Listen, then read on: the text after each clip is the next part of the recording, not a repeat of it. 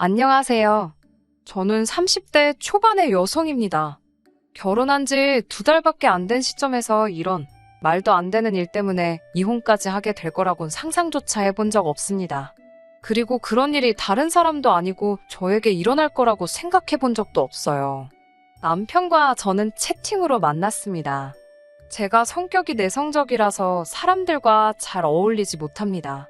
그렇다 보니 주변에 친구도 많이 없고 그래요. 그러다 하루는 회사 일로 마음도 답답하고 외로워서 온라인 채팅을 하게 되었는데 거기서 제 남편을 만났습니다. 처음 이야기를 나눴지만 제 이야기도 잘 들어주고 고맙더라고요. 그 날을 계기로 몇 번 더 남편과 채팅을 하게 되었고 그러다 하루는 남편이 저를 직접 만나보고 싶다고 하더라고요. 채팅으로 알게 된 사람을 직접 만난다는 게 부담스럽기는 했지만 저도 남편이란 사람이 궁금하던 차였기에 고민 끝에 만나기로 했습니다. 남편과 저는 자동차로 40분 거리에 살고 있었어요.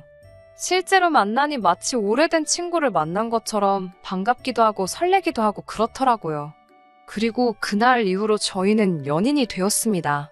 결혼까지 6개월 정도 교제를 했고 둘 다 나이가 30대였기에 자연스레 결혼까지 이야기를 하게 되었습니다. 시부모님께 남편이 저를 정식으로 소개하면서 저희의 결혼 이야기는 본격적으로 진행되었습니다. 서울에서 좀 떨어진 곳에 위치한 시댁은 앞마당이 있는 전원주택이었어요. 그곳에서 남편과 부모님 3사람이 살고 있었습니다. 당시 시부모님은 근처에서 인테리어 가게를 하고 계셨는데 남편은 시아버지와 함께 공사를 다니면서 일을 하고 있었습니다. 위치상 작은 도시이기도 하고 경쟁업체도 많이 없어서 동네에서 아름아름 공사를 받아가며 한다고 장사가 제법 잘 되는 곳이었어요. 동네에서 데이트를 하면 동네 사람들이 먼저 남편을 알아보고 인사도 건네주고 인사를 건네는 사람들도 다들 남편을 좋아해주는 것 같은 모습이 주변에서도 평판이 좋은 사람처럼 느껴졌습니다. 교제 기간이 짧은 데 비해 결혼을 너무 성급하게 결정한 게 아닌가 했는데 그래도 지역에서 인정받고 평판 좋은 사람이라는 몰랐던 모습을 알게 되니 마음이 놓이기도 했네요. 시부모님은 처음부터 저를 굉장히 마음에 들어 하시는 눈치였어요. 우리 아들에 대해서 잘 알고 있지라고 물어보셨고 1년간 저도 남편을 지켜봐왔으니 당연히 잘 안다고 말씀드렸지요.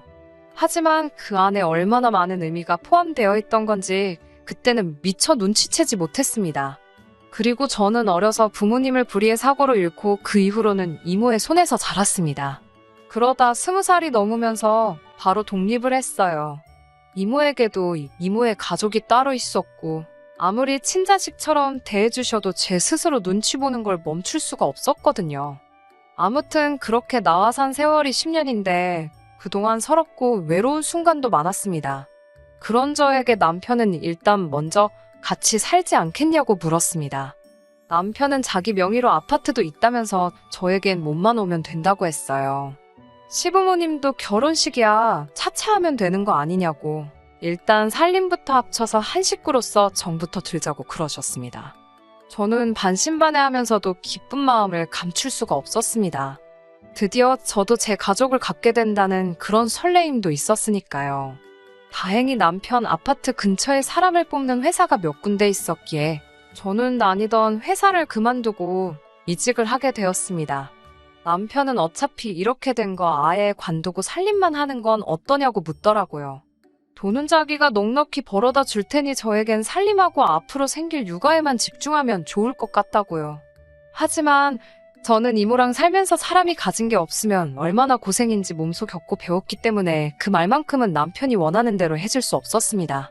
몇 푼이라도 제 힘으로 배워야 제 목소리를 낼 수 있다는 걸 알았으니까요. 남편은 처음으로 제가 자기 말을 따르지 않는 것에 좀 의아해했고 불만스러운 것 같았지만 이것만큼은 저도 양보할 수가 없어서 남편의 그런 기분을 모르는 척했네요. 그렇게 저희는 결혼 이야기가 나오고 한 달 만에 같이 살기 시작했습니다. 아파트는 깔끔했고 정말 당장 신혼부부가 살림을 시작하기에 손색이 없는 모습이었어요. 남편에게 언제부터 이 아파트를 준비한 거냐고 물어봤는데 이미 저를 처음 만났을 그때 그러니까 저와 채팅에서 처음 대화한 그날에 벌써 저랑 결혼하게 될 걸 알았다면서 능구렁이처럼 대답을 하더라고요. 하지만 이 아파트에 그런 사연이 숨겨져 있을 줄은 예상도 못했습니다. 가전이고 가구고 뭐 하나 살 필요도 없었습니다. 마치 저만 들어오면 되었던 것처럼 모든 것이 완벽하게 준비되어 있었으니까요. 저는 마치 동화 속에 나오는 공주라도 된 기분이었습니다. 그 이후로 한동안 저는 새로운 직장에 적응하고 결혼식 준비도 하면서 시간을 보냈습니다. 그러다 올해 초의 일이었어요.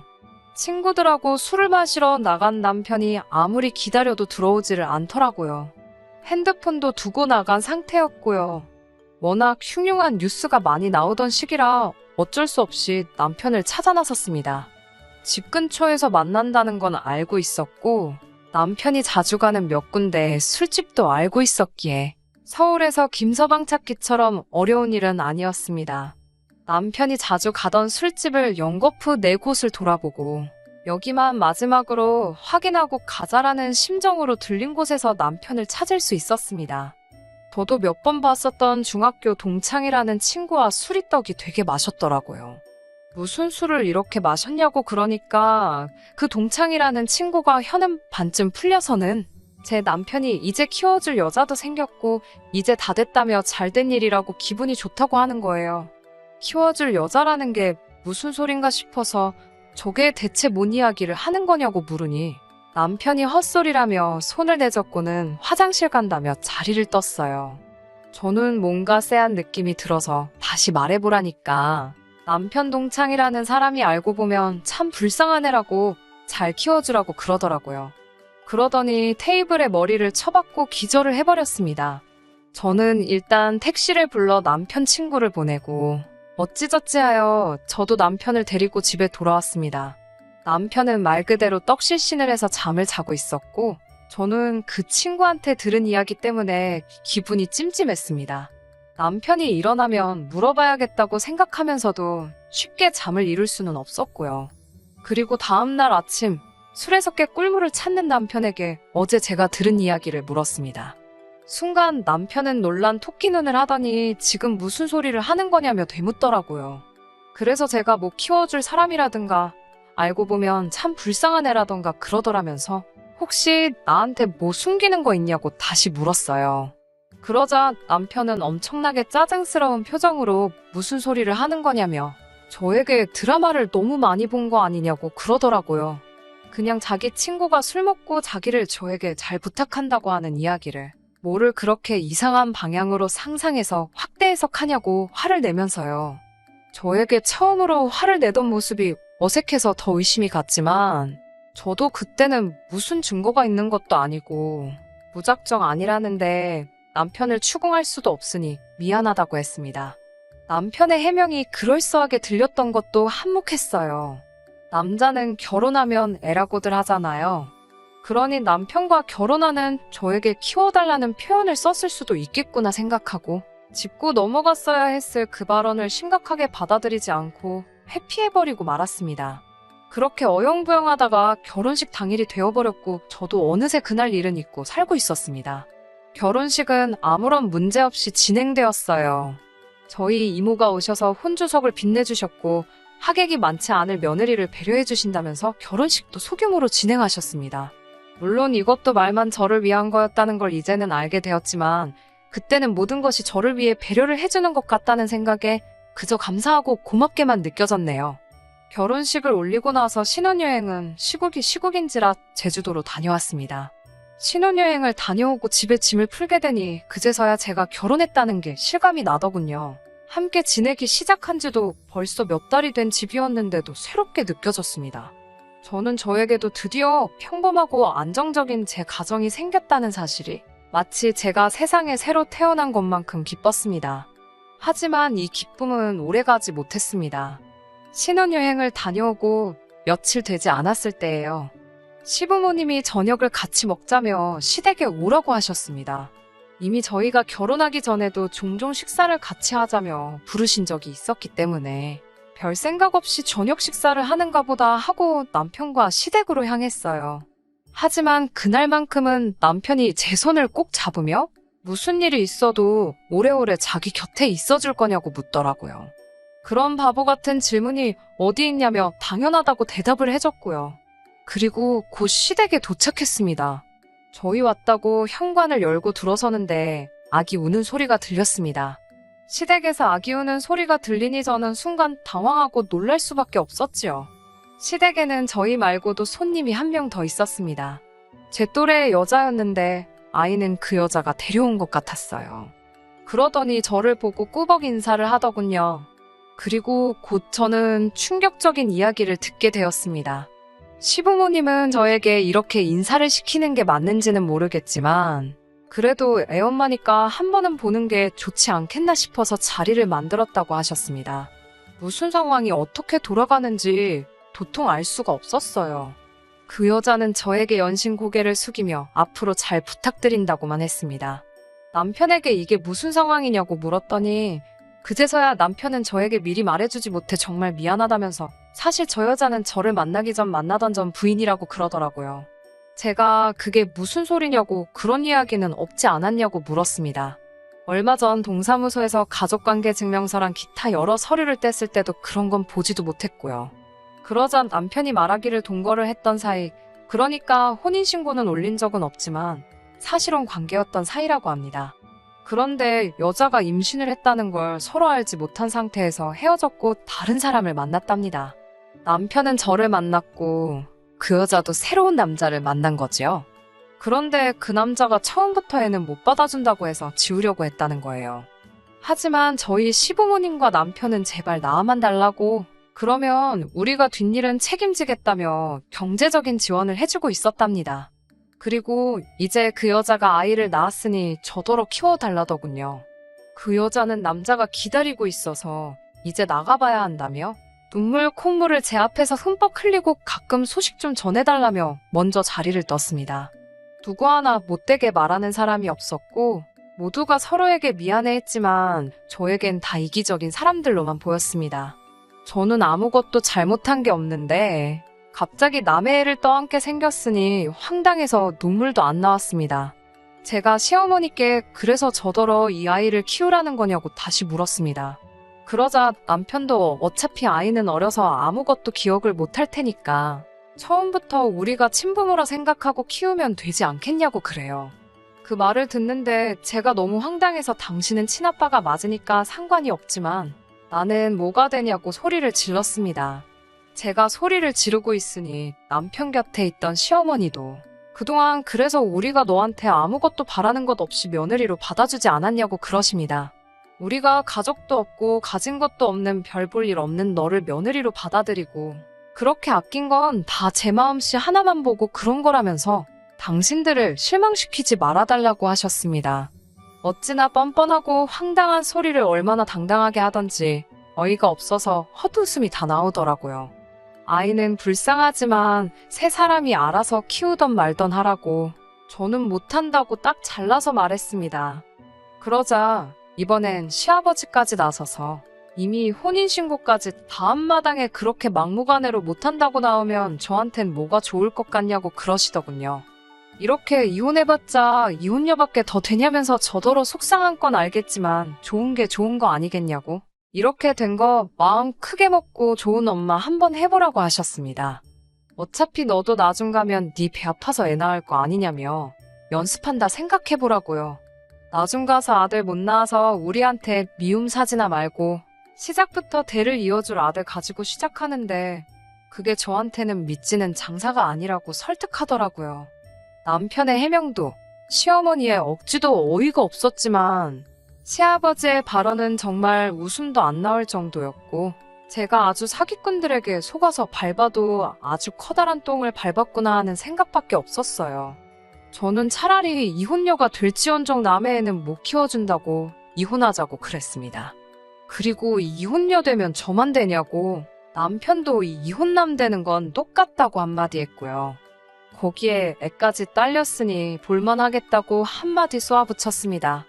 그리고 그 길로 집으로 가서 일단 제 집만 대충 추려서 도망치듯 나왔습니다. 남편은 계속해서 미안하지만 한 번만 다시 생각해달라며 자기가 죽을 때까지 빚진 마음으로 살겠다고 연락을 해왔어요.